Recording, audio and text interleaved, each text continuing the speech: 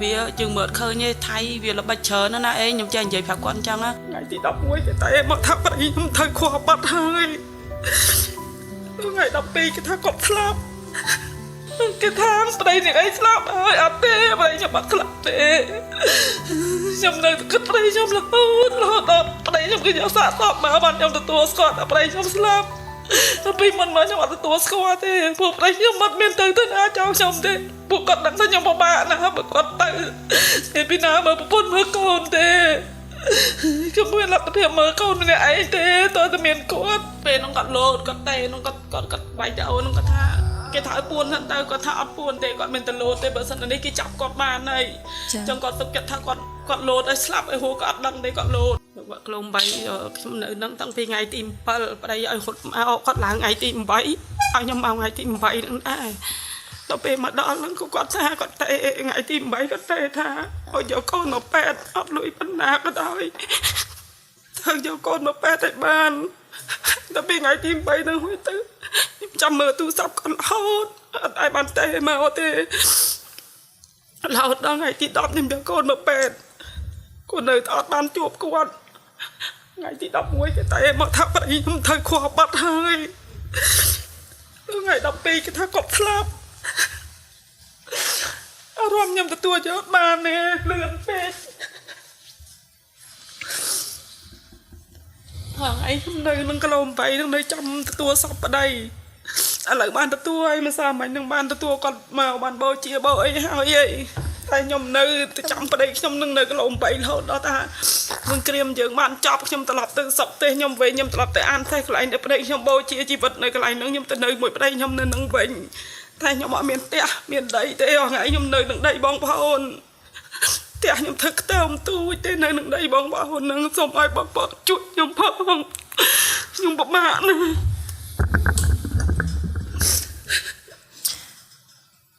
chẳng sắp ngày ní cứ bong ruột nơ cho mùi nâng pha mấy nơi đây bọc ổn nơi phôm không khai là đây bong nơi ăn xe phôm không nơi tua chỉ cầm nơi chật bát tê buồn sai vào môi nè chẳng đập bê ở pi ở bong phổ bẹ ly tới cứ bong sấy nơi ta mùi cồn tê đập bê nè cho đập bê là con bong đã cọt miền trong ngư chặt tiệt chẳng bong cho ba chỉ vào bãi khăn ông ca bà sân chia bát tê dương ban sóc son tập hiệp vĩnh của bong của bà khăn ông caประกอบระบอบรอซีไอ้บองกัดไม่ได้มองtừ ngày cởi bùa đời xa ta mưa tới chúng người cònนี่คือthời ca dương mưa thay đợt đo ọt ảnh độ đây bị cọt bàn ba ôn baแต่มันต้องเธอท่าเหียบชีวิตโดยเวียดนามเบอร์เยอะงอดเมียนตีปังไปซะเขาเมียนเนี่ยช่วยมือเตะเมียนส่งได้ปอนหนึ่งนังเกนังสั้นเธอเติมเธอไอ้หลุดđầu một teนังเบอร์เยอะเมียนลุยเมียนกะส่งบองปอนช่วยยังมาบานหลุดđầuนังmột teนังนำไปจำกอดบานโตตั้งmộtเทียนนี่นิ่งขยมสมบางฮานจูในรูปทอดระบบบองโปรเนลวันนะจะได้กอดบานเปลีในดับบอลอันใส่จะกอดมีอายุใส่สับใบชนะใส่สับใบชนะจะให้บองอาจจะมีจูนบองปอนมันเตอมปีอัตจริกระบบกอดจะมวยกรมการเงินโดยเฉพาะกรมครูซาก็ได้ยำล้อนะได้ยำหอมบานเต้ก็เจ๊ก็ปนเกาดังตะเกาเมียนหกเมียนเกียนจังก็ได้บอกบ้องปนเกาเจ้าเต้สมใบก็ตะดอนหรือให้ก็ส่งจะบับเมย์จอกเมาทหารในหอนุ่งหอลุยหอกะเมาติงตะดอกก็เกาไหลเกาอัพก็ได้เมียนจริกขอจะมวยบ้องเปานาเต้ก็ล้อนะต้องไปจับได้ขณีมได้ไปได้ยำเธอยำบักจัดดองนาตัวจิคอก็หัวเนยเมียนก็ได้ซอกจะมวยกอดได้บองสไลแต่บองอาจะจมเรียบบานให้ทาปีชีวิตกูบอกบองจมวยหนึ่งบองเปราะตาปุบองสกอร์นี้ตั้งปีบองเปราะในตอนโจจีนิติหินหรือก็เปแต่บองจับได้กูนี้ก็จีนิติหินหายบองจะยำจับได้นี้เปแต่ก็โจทัวร์ติหินหายยัยยำสกอร์นี้จะมวยกอดระยะเปมันชนะไหมบองระยะเปให้เจอใบชนะไหมจ้าบองบนซอลตกในโกนประมาณเนี่ยได้บองโกนในใบเมียนจะมวยกอดเมียนตะมวยนี่เตะจ้ายำเยอะยำบานกอดนึกยำไม่ไม้กอดโกไม่ไม้อ๋อจ้ากอดปูไม้จังบาน ក្មួយប្រុសមួយចា ចា ចានេះខ្ញុំបានសួរទៅសំណួរជាច្រើនសម្រាប់បងស្រីអញ្ចឹងសង្ឃឹមថាបងប្អូនទស្សនិកជនទាំងអស់ដែលកំពុងតាមដានទស្សនាជាមួយនឹងកម្មវិធីយើងបានដឹងអំពីស្ថានភាពជាច្រើនអំពីទុក្ខលំបាករបស់បងស្រីដែលបច្ចុប្បន្ននេះគឺគាត់ជាស្ត្រីមេម៉ាយហើយគាត់ត្រូវចិញ្ចឹមកូនដែលគាត់មានជំងឺប្រចាំកាយដែលมันអាចលូតលាស់ដូចក្មេងដទៃអញ្ចឹងគាត់មានការខ្វះខាតខ្លាំងហើយក៏សង្ឃឹមថាបងប្អូនសប្បុរសជនដែលមានធនធានគឺអាចចូលរួមបរិច្ចាគជាមួយនឹងកម្មវិធីរបស់យើងបានដោយនៅលើអេក្រង់នៃទូរទស្សន៍របស់យើងក៏មានការបង្ហាញជូននៅ QR code ផ្ទាល់របស់បងស្រីតែម្ដងដែលមានឈ្មោះ យឹមសៀងហេងចាកុំឲ្យបងប្អូនខ្លះគាត់មានការព្រួយបារម្ភថាគាត់អត់ចង់បរិច្ចាគជាមួយក្រុមការងារខ្លាចមានបញ្ហាអញ្ចឹងចុះព្រោះជាក់ស្ដែងយើងបានជួបไปអញ្ចឹងកម្មវិធីរបស់យើងគឺផ្ដល់ជូននៅ QR code បងស្រីផ្ទាល់តែម្ដងបងប្អូនទាំងអស់គ្នាគឺអាចចូលរួមជាថវិកាក៏បានជាសម្ភារៈក៏បានជាអាហារចាំបាច់ឬក៏សម្ភារៈចាំបាច់ផ្សេងទៀតក៏បានព្រោះថាជាក់ស្ដែងគឺកូនប្រុសរបស់គាត់នេះគឺអត់អាចញ៉ាំបាយបានទេគាត់ញ៉ាំតែទឹកដោះគោទេអញ្ចឹងម៉ាក់ទាំងអស់ដែលគាត់ចង់ចូលរួមជាទឹកដោះគោជូនដល់ក្មួយប្រុសក៏បានដែរចា៎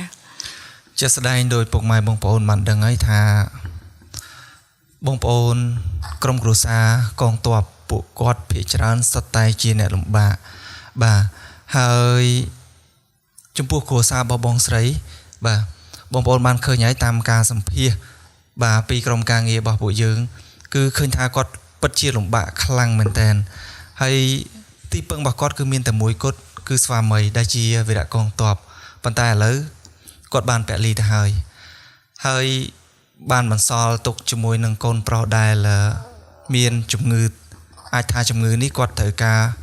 ព្យាបាលឬក៏មើលថែពេញមួយជីវិតផ្ទាល់តែម្ដងអញ្ចឹងទីពំនាក់អាស្រ័យរបស់គាត់គឺបានន័យថាឃ្លាតឆ្ងាយពីគាត់ហើយបានន័យថាបន្ទុករបស់គាត់គឺកាន់តែធ្ងន់សម្រាប់គាត់ទៀតខ្ញុំជឿថាឆ្លងកាត់បាទតាំងពីមានសង្គ្រាមមានការឈ្លានពានមកពុកម៉ែបងប្អូនយើងទាំងអស់គ្នាបាទទាំងខ្ញុំបាទទាំងក្រុមការងារទាំងបងប្អូនស្រីបាទន័យថាពួកយើងបានដុតដៃដុតជើងរួមគ្នាជួយបងប្អូនមិនថាជាជនភៀសសឹកមិនថាជាកងទ័ពឬក៏ក្រុមគ្រួសារវីរៈកងទ័ពបាទយើងរួមគ្នាជាមួយរដ្ឋាភិបាលជួយសម្រាលបន្ទុករបស់រដ្ឋាភិបាលហើយខ្ញុំគិតថាពាក់ព័ន្ធជាមួយនឹងក្រុមគ្រួសារកងទ័ពខ្ញុំជឿថារដ្ឋាភិបាលច្បាស់ជាមិនទុកចោលទេបាទគាត់នឹងមានវិធីដើម្បីជួយដោះស្រាយក៏ដូចទ្រង់ដល់គ្រួសារវីរៈកងទ័ពពលីក៏ដូចជាគ្រួសារកងទ័ពដទៃទៀតប៉ុន្តែជាក់ស្ដែងដោយបងប្អូនទាំងអស់គ្នា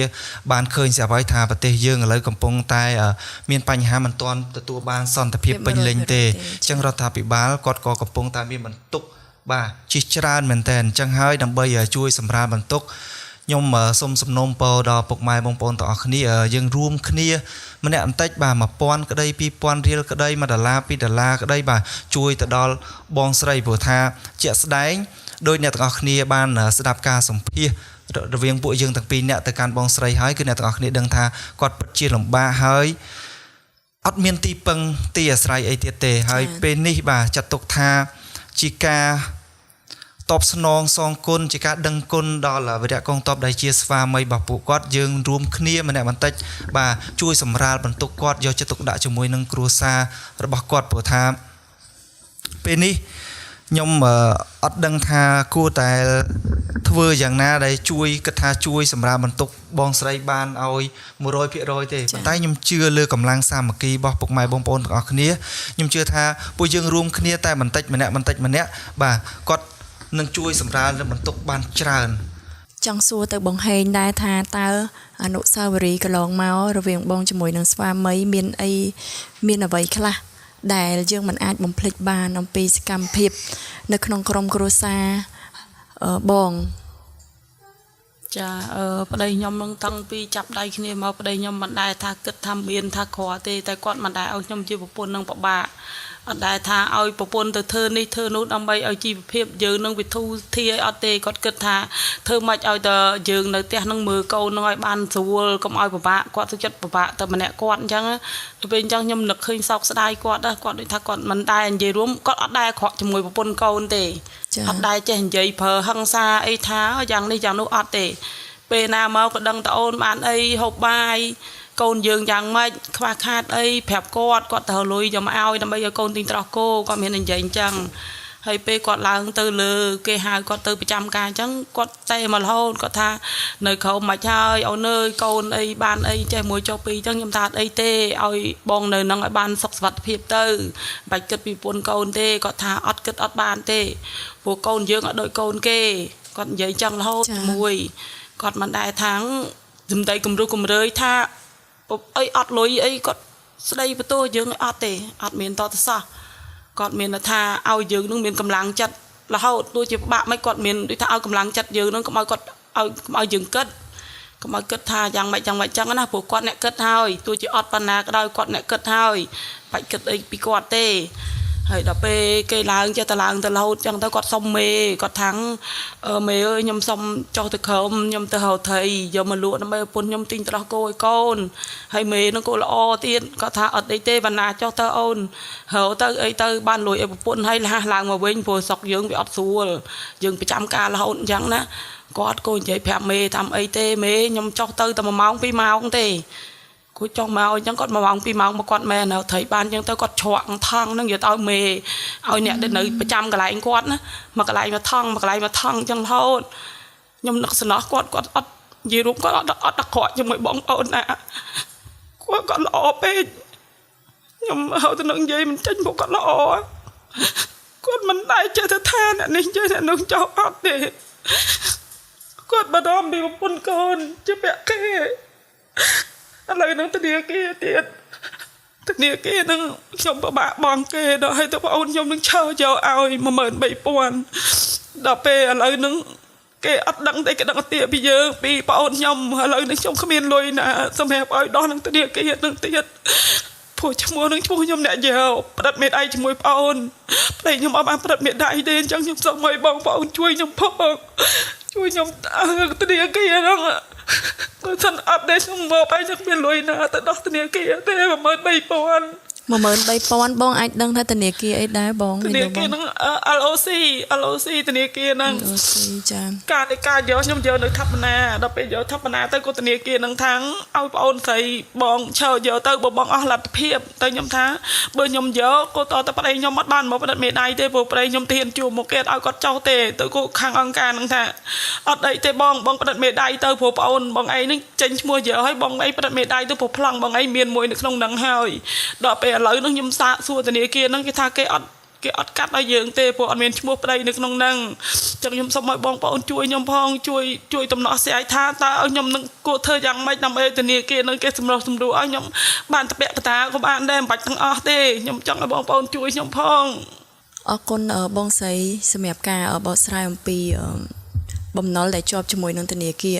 LOC ហើយក៏សង្ឃឹមថារាជរដ្ឋាភិបាលនឹងរកដំណោះស្រាយណាមួយដើម្បីធ្វើកិច្ចការងារនេះផ្ដល់ព័ត៌មានជូនដល់ធនាគារ LOC ដើម្បីជួយសម្រួលនៅការលំបាករបស់គាត់ចាហើយនឹងខ្ញុំចង់សួរសំណួរបន្តទៀតដែរថានៅពេលដែលគាត់រកត្រីបានហ្នឹងគាត់យកទៅលក់ខ្លួនឯងផ្ទាល់ឬក៏យកមកផ្គត់ផ្គង់ជាម្ហូបអាហារប្រចាំថ្ងៃបងជួនកាលទៅខ្ញុំពិបាកកូនអញ្ចឹងទៅគាត់ជិះម៉ូតូដាក់ត្រីនឹងចងទៅលក់យកទៅលក់ទៀតផ្ទាល់ខ្លួនចាយកទៅផ្ទាល់ខ្លួនឃើញខ្ញុំពិបាកកូនពេកចាអញ្ចឹងគាត់ថាំងមើលកូនទៅចាំគាត់យកទៅលក់គាត់ទៅលក់ទៅបាន30000 40000អញ្ចឹងមកគាត់ដកទៅ4000ទេចាក់សាំងឡើងទៅលើវិញសល់ប្រហែលឲ្យប្រពន្ធទាំងអស់គាត់ឲ្យទាំងអស់ខ្លាចកូនខ្វះខាតទៅដល់គោឲ្យកូននៅសាឈឺចាទៅពេទ្យរហូតអូនក្តៅខ្លួនអញ្ចឹងទៅគាត់កើតរោគគាត់នឹងឈឺមួយខែទល់មួយខែអត់ដែរជាទេអ្នកស្រុកអ្នកភូមិនឹងគេដឹងទាំងអស់គេដឹងថាយើងទៅពេទ្យមួយខែដល់ប្រហែលដងគេមានថាណាត់ហើយត្រីយកមកដល់ពេលណាក៏បងប្អូនយើងជួយទិញទៅពួកគេអាណិតគេថាបើអត់ទិញយើងអត់មានលុយទិញត្រោះគោឲ្យកូនទេចឹងបានជួនកាលទៅខ្ញុំយកមកឆ្អើធ្វើត្រីឆ្អើខ្ញុំធ្វើប្រហុកធ្វើផ្អកពេលលក់អត់ដាច់ខ្ញុំធ្វើអញ្ចឹងខ្ញុំលក់វិញព្រោះគាត់នឹងគាត់ជួយធ្វើយើងមុននឹងគាត់ស្លាប់នឹងគាត់ជួយធ្វើត្រីនឹងឡើង4-5ថ្ងៃជាប់គ្នារហូតតែយើងអត់ដឹងថា គាត់ផ្ដាំចុងក្រោយយើងវាអត់ដឹងតតសោះដឹងថាហេតុអីដឹងដែរថងថាប្តីមិនគោលោតែ5 6ថ្ងៃហ្នឹងមកជួយធ្វើត្រីយើងរហូត អាសាម៉េះចា អូអ្នកសម្រាប់ភូមិគេដើរមកគេឃើញគេថាំងវណ្ណាហត់ប៉ុណ្្នឹងហើយនៅមកជួយធ្វើត្រីប្រពន្ធទៀតមកពីហៅត្រីហើយឡើងទៅលើហត់ទៅណាអូនមិនគាត់នៅជួយធ្វើត្រីប្រពន្ធណាអត់ទេខ្ញុំមិនណិតប្រពន្ធកូនខ្ញុំមកអត់ពីខ្ញុំទៅមានពីណាមើលប្រពន្ធកូនខ្ញុំទេអញ្ចឹងខ្ញុំត្រូវទៅជួយប្រពន្ធកូនខ្ញុំគាត់និយាយប៉ុណ្ណឹងព្រោះខ្ញុំក៏មិនដឹងថាប្តីនឹងនិយាយដូចប្តីផ្ដាំខ្ញុំអត់ដឹងទេគាត់ថាប្តីធ្លាប់និយាយលេងសើចជាមួយរហូតខ្ញុំអត់ដឹងថាប្តីខ្ញុំក៏ផ្ដាំទេនេះខ្ញុំចង់សួរសំណួរទៅបងស្រីផងដែរថានៅពេលដែលបងប្រុសលាបងដើម្បីបំពេញកាតព្វកិច្ចចាំបាច់ដែលជាតិកំពុងតែត្រូវការពេលនោះអារម្មណ៍បងយ៉ាងណាដែរប្តីគាត់ថាខ្ញុំចេះតែគាត់ដែរតែឯងអើយឯងទៅនឹងចេះតែគិតខ្លួនផងទៅព្រោះវាយើងមើលឃើញទេថៃវាល្បិចច្រើនណាឯងខ្ញុំចេះនិយាយប្រាប់គាត់អញ្ចឹងគាត់ថាអីទេបើគេបាញ់មកយើងមិនតក៏វាអត់អីដែរតែយើងនៅតែអត់ធ្មត់ចង់ថាយើងអត់ធ្មត់រហូតដល់ទីបញ្ចប់ហើយគាត់ថាបើសិនជាគាត់វាយវៈនេះគាត់ថាមិនដឹងថាគាត់បានមកជួបប្រពន្ធកូនអត់ទេខ្ញុំក៏ប្រឡប់គាត់ខ្ញុំថាកុំនិយាយអញ្ចឹងភាសានឹងគេឲ្យនិយាយទេឯងទៅសុខសប្បាយណាអីណាចេះតែនិយាយជាមួយគាត់លួងលោមគាត់តែគាត់ដូចដឹងខ្លួនគាត់ថាដឹងបានមកជួបប្រពន្ធកូនវិញអត់ទេនៅតែនិយាយទិញពាក្យហ្នឹងរហូតខ្ញុំអត់ឲ្យគាត់និយាយទេពាក្យហ្នឹងរួចឲ្យតឡើងទៅចឹងខ្ញុំទេពេលណាទេចូលខ្ញុំអពេលណាទេមិនចូលខ្ញុំពិបាកណាជួនកាលទៅមានសេវាអញ្ចឹងទៅគាត់ទេមកយើងមួយម៉ាត់ពីរម៉ាត់ចង់ថាក្នុងខ្លួនណាបានជួបប្តីថាប្តីមានសុវត្ថិភាពដល់ពេលបាត់តំណឹងទៅក៏យើងចេះតែពិបាកចិត្តទៅរហូតដល់ថ្ងៃទី8ហ្នឹងបែងចែកគាត់ថាឲ្យខ្ញុំមកផ្ទះមករត់មកសិនមកគាត់ឡើងទៅលើហើយយកកូនចេញមកសិនមកព្រោះខ្ញុំក៏ថាអីអញ្ចឹងឯងខ្ញុំទៅហើយក៏ខ្ញុំចេញមកយប់ឡើងថ្ងៃទី8ហ្នឹងគាត់តែមកខ្ញុំគាត់ថាឯងបានឲ្យហូបបាយខ្ញុំថាខ្ញុំមានអីទេឯងភាសឹកនៅនេះមានតំបានឲ្យហូបបាយឯងបាយ1000នឹងទិញជ្រក់ស្វ័យ1000នៅតំបានហូបទេចុះឯងបានឲ្យហូបគេថាខ្ញុំគ្មានអីទេនៅនិយាយលេងជាមួយយើងល្អទៀតគ្មានអីទេខ្ញុំនៅនេះមានតំន់ស្ងោទេតែយ៉ាងណាខ្ញុំក៏ខ្ញុំថាខ្ញុំបានប្តីហូបឆ្ងាញ់មានកម្លាំងអញ្ចឹងទៅគាត់ថាឯងបើសិនជាខ្ញុំមិនមកអីទៅគេថាបើសិននៅប្តីមានបញ្ហាអីទៅប្រពន្ធនៅបានលុយច្រើនណាถึงចាំងដាក់ខ្ញុំណាគូខ្ញុំថាអត់ទេខ្ញុំនិយាយកាត់គាត់មកខ្ញុំថាខ្ញុំអត់យកអារម្មណ៍បែបនឹងមកនិយាយជាមួយខ្ញុំចង់បានប្តីខ្ញុំចង់មកវិញ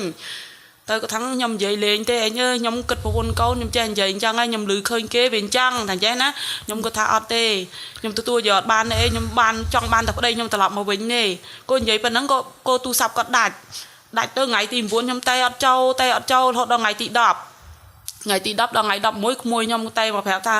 មិញអើយពូគាត់ត្រូវរបួសហើយគាត់ថាអញ្ចឹងខ្ញុំមកចង់កាំងបេះដូងដួលនឹងកន្លែងហ្នឹងម៉ែខ្ញុំរត់មកគ្រាខ្ញុំគាត់ថាម៉ែអើយម៉ែជួយប្តីខ្ញុំផងម៉ែព្រោះប្តីខ្ញុំត្រូវរបួសចាំម៉ែវាអាចជួយគាត់ទេម៉ែអើយគូម៉ែគាត់ថាកូនអើយថ្ងៃតាំងស្វាដីទៅនៅមានកូនទៀតអញ្ចឹងមួយទៅកូនខ្ញុំនឹងដាក់គ្រូ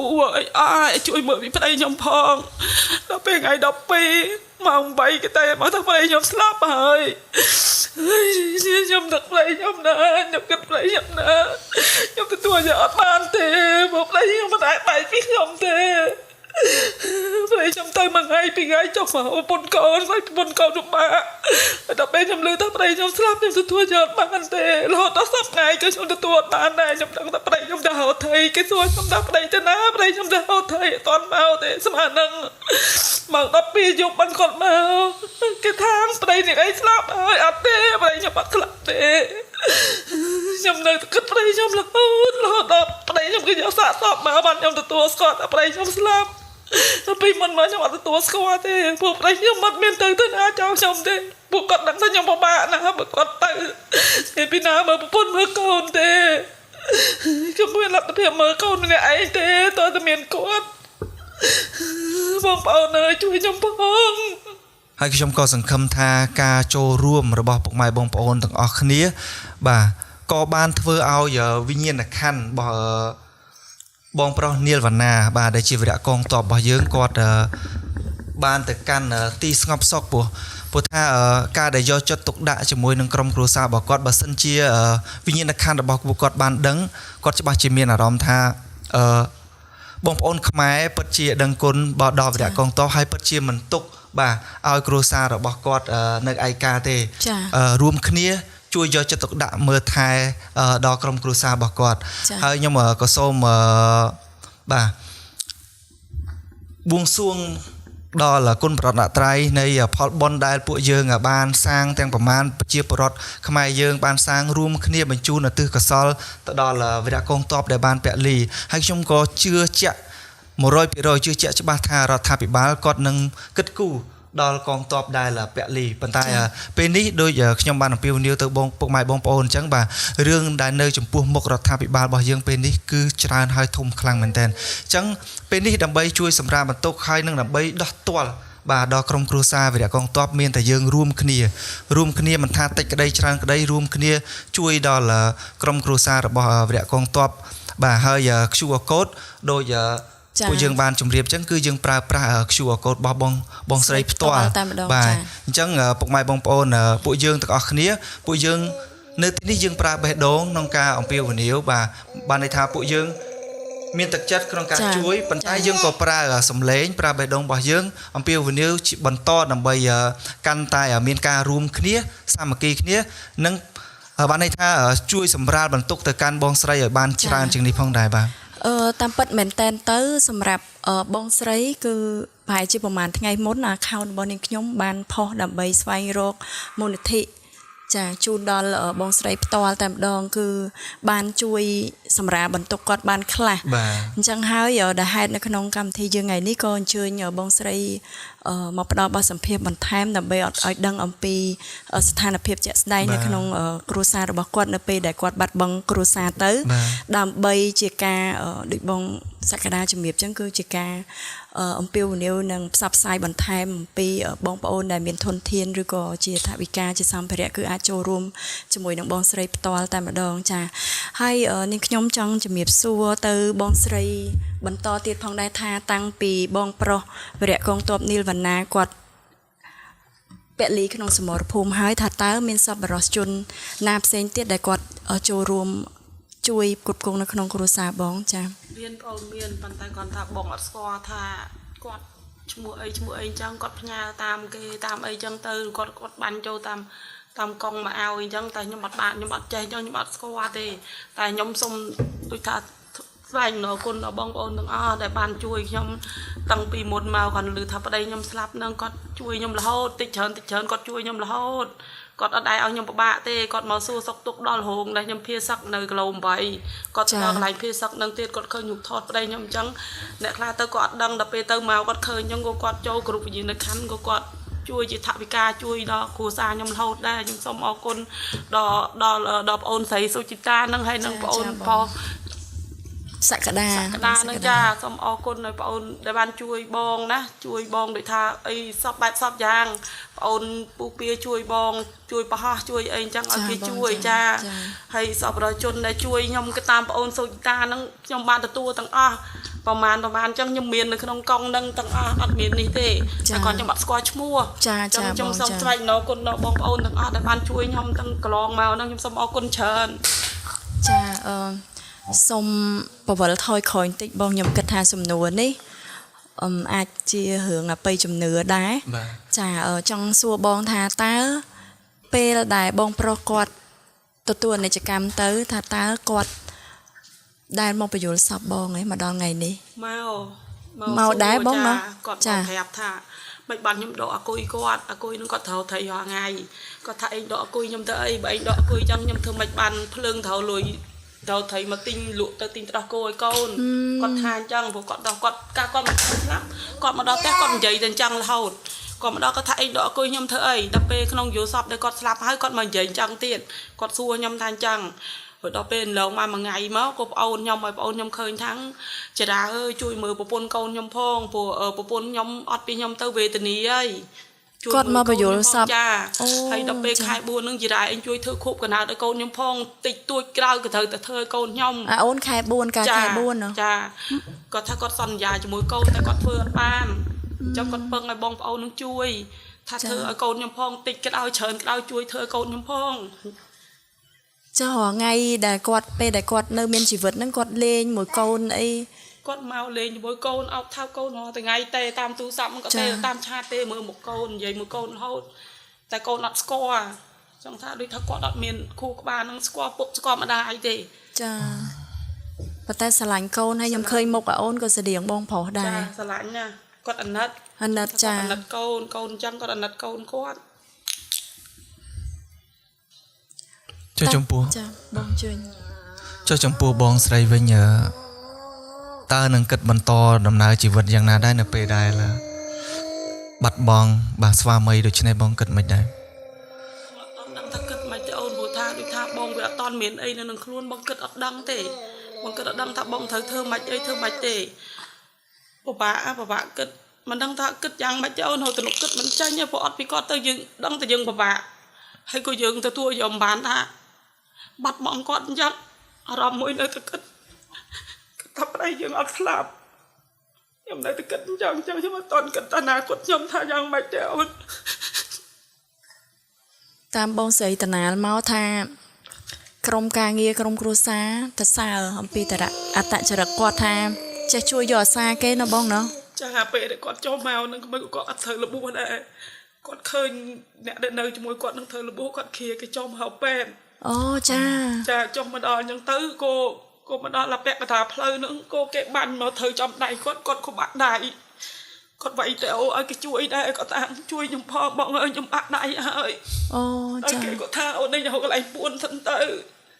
គាត់គាត់ថាចាប់បងអើយពួននេះខ្ញុំល្ងិតមុខឆឹងហើយ ចា ថៃមកពុបអត់ណាហើយគាត់លោតពីលើចុះមកគាត់ដល់គេចាប់គាត់ទេគាត់គេលោត អូចាព័ត៌មានហ្នឹងដូចខ្ញុំបានឮដែរថាមានវរៈកងទ័ពយើងម្នាក់លោតពីលើភ្នំគាត់សុកចិត្តស្លាប់ បាទ គាត់អត់ឲ្យតាហ៊ានថៃចាប់គាត់បានអញ្ចឹងគឺជាគ្រួសារផងបងស្រីផ្ទាល់ ចាគាត់ពេលហ្នឹងគាត់លោតគាត់តែហ្នឹងគាត់បាយទៅអូនហ្នឹងគាត់ថាគេថាឲ្យពួនហ្នឹងទៅគាត់ថាអត់ពួនទេគាត់មិនទៅលោតទេបើសិននេះគេចាប់គាត់បានហើយអញ្ចឹងគាត់សុកចិត្តថាគាត់លោតឲ្យស្លាប់ឲ្យហូរគាត់អត់ដឹងទេគាត់លោតដល់ពេលលោតមកហើយទៅមានគ្រាប់វាតម្លាក់មកធំពីលើមកទេមិនដឹងថាគាត់នឹងត្រូវអត់នឹងគ្រាប់នឹងយើងអត់ដឹង ចុះសភាពសពបង ភាពអត់គាត់វាលួយដល់ពេលអញ្ចឹងមើលអត់ដឹងគេឲ្យយើងមើលគាត់ទេ ប្រហែលថ្ងៃហីបងតាំងពីថ្ងៃ ទី 12 គាត់ស្លាប់តាំងពីថ្ងៃទី12 ចា ចា ទី12ហើយទៅបានម្សិលមិញបានថ្ងៃទី2សពបានម្ដងថ្ងៃទី2 អញ្ចឹងមានន័យថាតាហ៊ានថៃបានតម្លាក់ដ្រូននៅបងនៅចំដៃគាត់សិនហើយទៅគាត់បាយទេ ពេល អូ ហ្នឹង ន បាញ់ ចា ស្អីទេថាបាញ់មកត្រូវដាច់ត្រូវដៃទៅគាត់ស្អីថាដៃគាត់ដាច់ហើយជួយគាត់ផងគាត់ល្ងិតមុខណាស់ ហូរឈាមច្រើនចា ដល់ហើយទៅមានគ្រាប់នឹងវាតម្លាក់មកធំទៀតវាតម្លាក់តាមយន្តហោះហ្នឹងមកគ្រាប់មកចំកន្លែងគាត់នឹងទៀតតែមិនដឹងថាគាត់នឹងត្រូវនឹងបែងវាទៀតឬក៏អត់យើងក៏អត់ដឹងណាអូនគ្រាន់តែដឹងថាអញ្ចឹងអ្នកដែលគេមើលពីឆ្ងាយមកគឺឃើញ ចុះបងទទួលព័ត៌មានថាគាត់ស្លាប់ក្នុងថ្ងៃណាដែរបង ថ្ងៃ12ហ្នឹងហ្មងដឹងថាពេលដែលព័ត៌មានថាគាត់ត្រូវរបួសថ្ងៃទី11ដល់ពេលថាស្លាប់ថ្ងៃទី12 ទោះយ៉ាងណាក៏ដោយក៏សកម្មភាពនៃបងប្អូនប្រជាពលរដ្ឋខ្មែរគឺតិចក្តីច្រើនក្តីតាមរយៈកម្លាំងនៃការរួបរวมគ្នាក្នុងការគៀករមូលនិធិម្នាក់បន្តិចដើម្បីជួយទៅដល់មិនត្រឹមតែក្រុមគ្រួសារបងស្រីទេសូម្បីតែក្រុមគ្រួសារវិរៈកងទ័ពផ្សេងទៀតដែលគាត់ពលីនឹងរបួសឃើញណាសកម្មភាពរបស់យើងនៅក្នុងកលៈទេសៈនេះគឺផុសផុលមែនតើចាអញ្ចឹងសង្ឃឹមថាបងប្អូននឹងចូលរួមបន្តទៀតហើយកុំឲ្យថាពេលដែលមានព័ត៌មានក្រោយបត់ឈប់បាញ់នេះមានសភាពស្ងប់ស្ងាត់ក៏ដោយប៉ុន្តែយើងមិនទាន់ទទួលបាននៅសន្តិភាព 100% ទេអញ្ចឹងសូមបងប្អូនទាំងអស់គ្នាកុំទម្លាក់ដៃកុំទម្លាក់សកម្មភាពរបស់យើងដែលធ្លាប់ធ្វើពីមុនមកសូមឲ្យសកម្មភាពអស់ហ្នឹងគឺនៅតែបន្តដដែលពីព្រោះដោយសារពួកគាត់ទាំងអស់គ្នាគឺនៅតែទទួលសំទោសនៅតែរងចាំបងប្អូននៅក្នុងការចូលរួមដើម្បីជាលទ្ធភាពមួយដើម្បីជាអ្វីមួយដើម្បីឲ្យគាត់បន្តនៅក្នុងជីវភាពគ្រួសាររបស់គាត់ថ្ងៃមុខទៀតពីព្រោះដោយសារគាត់មែនតើទៅខ្ញុំយល់ខ្ញុំទោះបីជាខ្ញុំអត់ជួបជាមួយនឹងស្ថានភាពជាក់ស្ដែងរបស់បងស្រីក្នុងពេលឥឡូវនេះក៏ដោយប៉ុន្តែខ្ញុំអាចដឹងថាគាត់ត្រូវការពួកយើងដើម្បី support ចា៎ ជាស្ដែងដោយពុកម៉ែបងប្អូនបានដឹងពីចម្លើយពីការសម្ភាសពីបងស្រីមកថា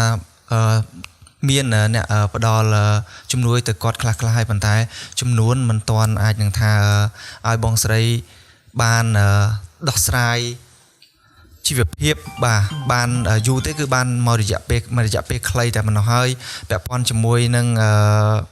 បាទបន្ទុកគ្រួសារគឺនៅលើបងស្រីផ្ទាល់តែម្ដងអញ្ចឹងខ្ញុំសង្ឃឹមថាពុកម៉ែបងប្អូនរួមគ្នាបាទបន្ថែមទៀតដើម្បីឲ្យបងស្រីបាទអាចថាបង្កើតជាមុខរបរទូចមួយនៅពេលដែលបញ្ចប់នៅសង្គ្រាមយើងបានសន្តិភាពបងស្រីគាត់នឹងបើកជាមុខរបរទូចមួយនៅផ្ទះបាទហើយអាចនឹងសាងសង់លំនៅ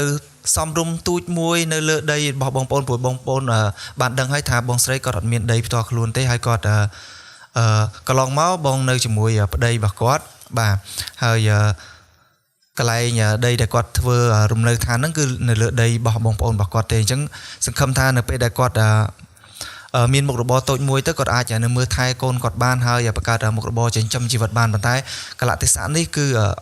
អត់ទាន់មានអីជាដុំកំភួនថាអាចឲ្យបងស្រីមានក្តីរំពឹងបានទេអញ្ចឹងដូចខ្ញុំជម្រាបទៅពុកម៉ែបងប្អូនអញ្ចឹងចាត់ទុកថា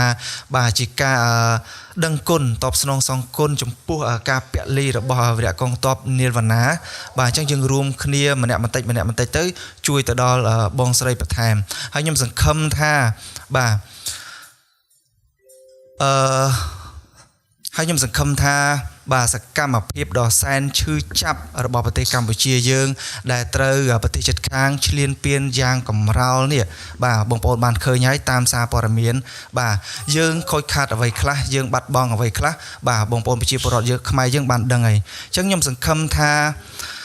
នេះគឺជាសារបាទដាស់តឿនរំលឹកដល់យុវជនរបស់យើងចំនួនក្រោយបាទយើងដឹងថាមូលហេតុអីបានជាពេលនេះគេហ៊ានឈ្លានពានរបស់យើងគេហ៊ានឈ្លានពានប្រទេសជាតិយើងអញ្ចឹងតើទៅថ្ងៃមុខយើងត្រូវត្រៀមអីខ្លះបាទយុវជនត្រូវធ្វើអីខ្លះត្រូវខំប្រឹងសិក្សាបាទឲ្យមានចំណេះដឹងកាន់តែខ្លាំងហើយយើងរួមគ្នាជាពិសេសការរួបរวมនឹងឯងរួបរวมយើងកុំបែកបាក់សាមគ្គីឲ្យសោះកាលណាតែយើងបែកបាក់សាមគ្គីសត្រូវងាយនឹងឈ្លានពានយើងបានគ្រប់នីតិទាំងអស់មួយទៀតបដោះគំនិតស្រឡាញ់ស្នេហាជាតិឲ្យបានកាន់តែច្រើនព្រោះថាយើង